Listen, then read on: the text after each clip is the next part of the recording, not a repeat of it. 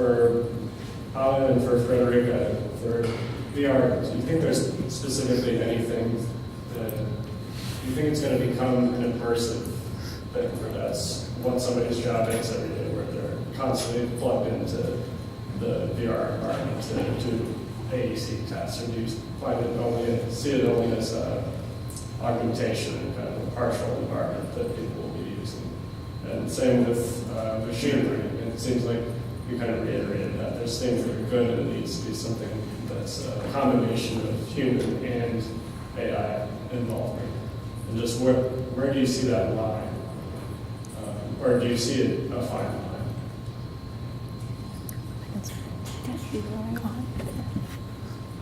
Is it on? I mean, machine learning is already like around us in many different places, right? I mean, I think we notice it the most when we go and shop on Amazon, right? The recommendations, that is machine learning that is surfacing. Though Spotify, the same, everything that's sort of recommended to you, the sort of hyper-personalization is not possible at scale if designed by a human, and that is already a machine. And there are more and more. I mean, now a project that I worked on recently is like doctors in fertility clinics are now advised by an AI in order to figure out which treatment for a woman is the treatment that is most likely going to lead to what they want, which is a child, right? And so I think it goes in more and more areas. I'm particularly excited about areas where machine learning is helping find treatments for cancer. I'm working on a project with the UN Refugee Organization where it's trying to help create more awareness for refugees, for the refugee crisis, specifically here in the US. And so, yeah, I think the diversity shows how all around it is. I think it has created problems too. I mean, it's also being used, to talk briefly about the racist algorithms, it's also being used to algorithmically determine what is the chance of someone committing a second crime, and then it is being used to determine whether or not they have to stay in prison or get granted parole. And it's been shown that if you are African American, it will say that you are more likely to commit a crime, right, which is ridiculous, and that is due to sort of biases within the algorithm. And so we have to think very carefully about the intersection between sort of like the algorithmic world and the world that we all live in. And I feel honestly that in my discipline we don't think about it enough. Okay, as for VR for AEC, if you come to our office, all of us have a headset on our desk. And so one of the things that I would say is that as price of the technology goes down, more offices and more individual users will be able to afford them.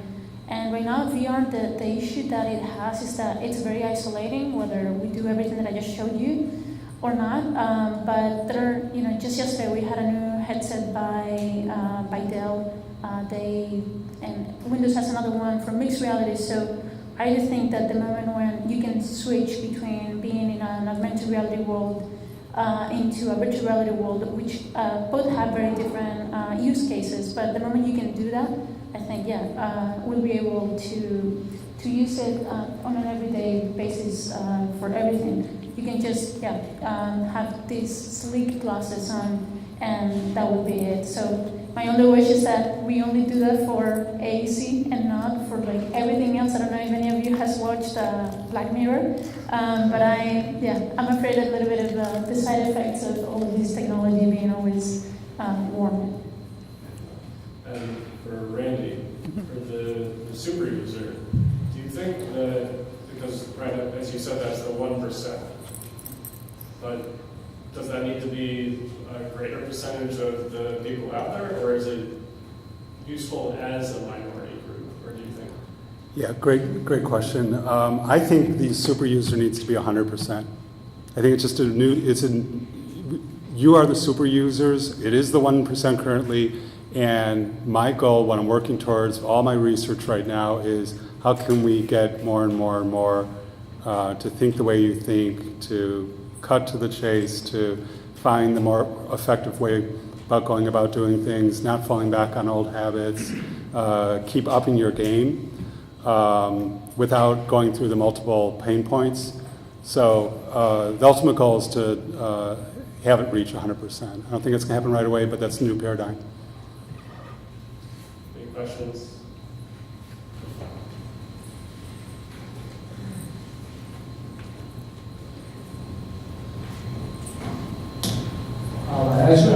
two questions, one for Anna and one for Randy, not related. So Anna, VR is becoming more and more common, but also AR and MR, where Microsoft is already developing hardware for HoloLens. What's your take on MR? Will it take over VR, or will they all combine into one thing? And will Iris VR develop more on AR technology in the future? And as for Randy, 2 months ago, I was attending a lecture by Tom Haynes from Morphosis, and he gave a pretty critical comment on the architecture industry in the United States. That's why he does a lot of projects, including fabrication of construction material in Asia, because there are less constraints and legal constraints on how to build buildings. And he told us about how Elon Musk is thinking about risk, right? People in Silicon Valley, that mindset, that the architecture industry is not really taking that much risk. And what would be your comment on that, and how do we take action? Okay, I love that you asked me this question, because there's been a lot of discussion online about how do we call this virtual reality, augmented reality, mixed reality, and whatever may come next. I do think that it's just reality.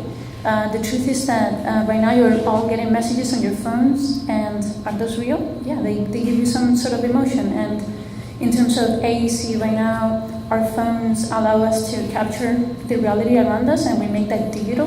We're also imposing or like augmented our physical world with digital stuff. So which one is going first, right? Like at some point, it's just one thing. The environment around us is three-dimensional, and so we get to, I mean, they are very different scenarios. Like I was mentioning briefly, if you put a headset on in virtual reality, you're taken to a whole different world. You don't see what's around you, and that has many benefits. But then you've seen now with the AR kit and the AR core for Android, there's so much that you can do. Like you can just put a lion here or something burning in front of you, and yeah, it has some value, I guess. There's a lot of gaming in it. And then in terms of what we're doing, what I can tell you is that we're doing a lot of research. So I'll just leave it at that, and you'll see soon. Thanks. Yeah, so I just think you just have to look out the window to see some great work that Morphosis is doing here in the United States, where I think they have found ways to move beyond the constraints. And it is because they're fearless in the way they go about doing things, but they're also willing to work within the rules and not, or have creative workarounds that are legitimate. I think for the rest of us humans, we need to learn how to make smart risks, not avoid risk. Obviously, we're risk avoiding industry, especially in construction, and architects already have crossed over just using Revit or BIM, where they're commenting on means and methods where they don't even realize they're doing that. And once they do, if they don't have their insurers and their attorneys on their side, they don't want to cross over. But we do need to focus more on risk management, less on talking about the features of our design, and more on how, by making these design selections or decisions, owners are more likely to reduce their risk.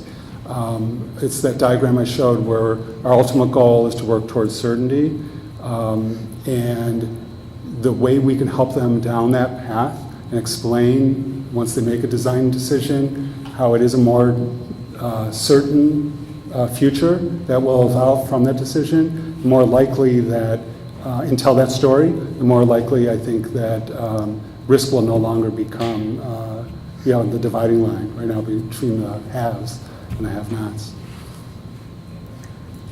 I want to briefly add on to that. Like when we work with corporate clients, one of the major challenges that we encounter when we suggest new ideas is that people are very reluctant to take risks, and they're very afraid of failure.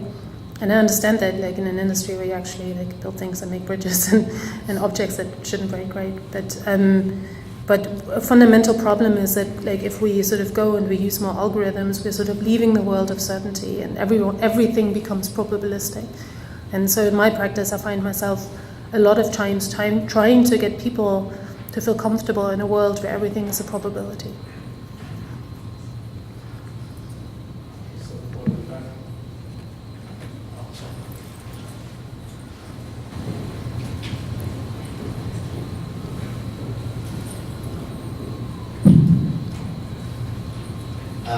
This question is for Federica. So you talked a little bit about the way in which neural nets can be biased by their training sets. So racial profiling is one of them, gender, profiling is another. But even in some of your examples, I think there are more benign examples. The real estate example is a perfect one.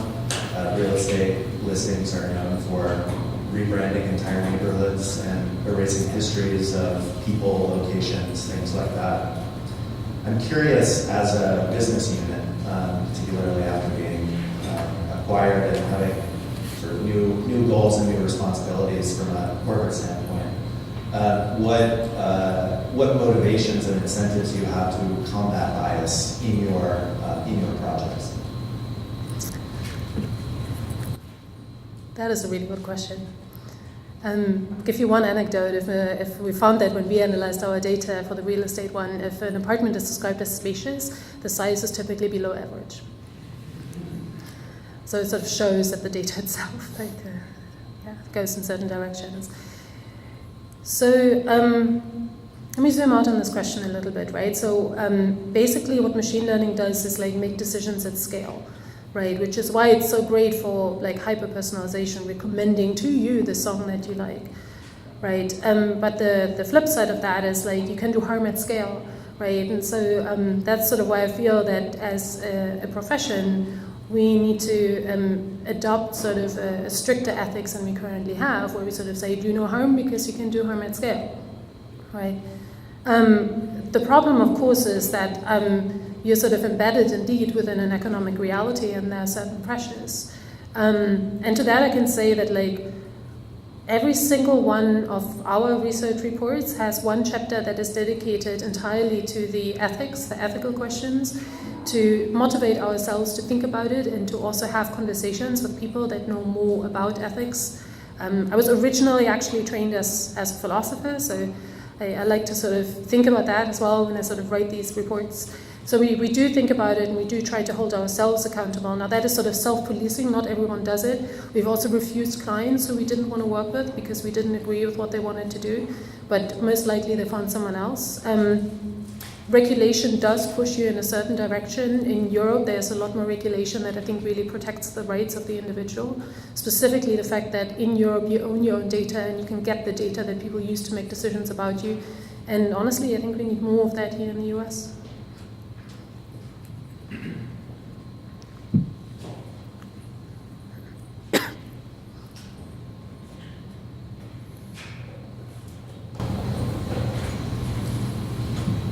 Hi everyone, thanks a lot for the thought-provoking presentation, very nice. I just kind of wanted to project a little bit and hear from each of you on what you perceive to be the future.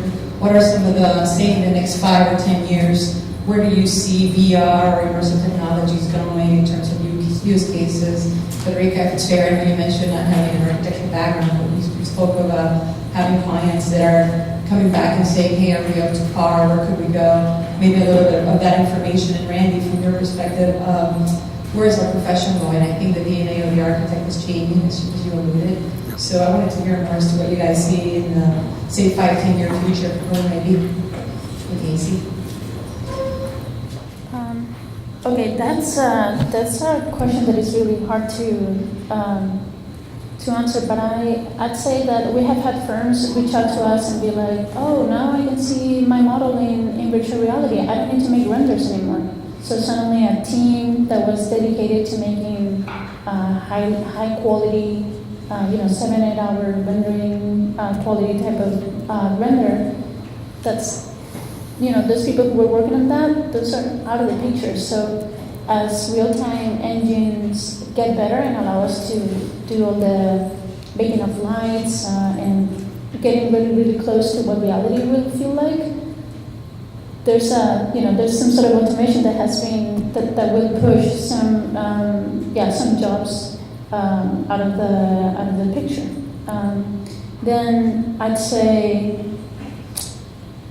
yeah, it's hard to predict with augmented reality what's really going to happen. I always tell my team that, like I mentioned earlier, I'm from Spain, and there having a BIM model is not a requirement just yet. It's going to be mandatory by the end of the year. So even if there are some changes here worldwide, the trend is going to be very slow. If I have learned anything since working at Core Studio and now at IRSVR, our industry changes very slowly. So even in the next 5 years, there will be some change, but not so much. I think we will see a lot more after that, but just other than automation of a lot of the tasks and even whole roles that won't be necessary because of real-time engines.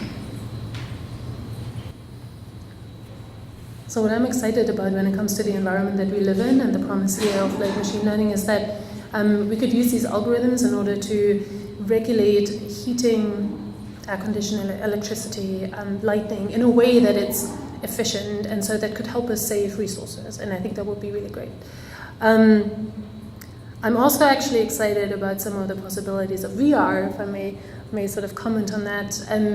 I think we will sort of like, as you say, so these technologies become more affordable, we will sort of spend more of our time in those realities. And in that reality, we're not constricted really to 3D in quite the same way that we are in this one.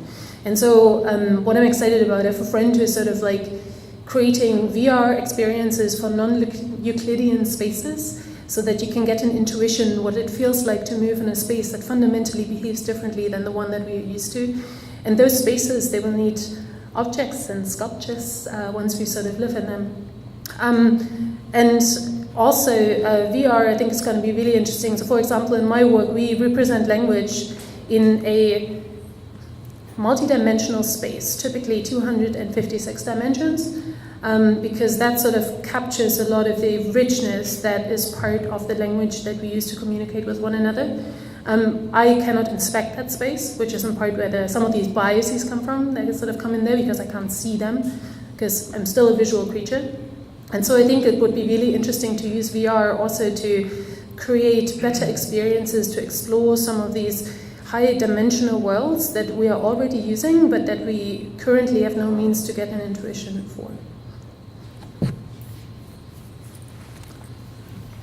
And my facet of the question had to do with the next 5 years in the architecture profession and in industry.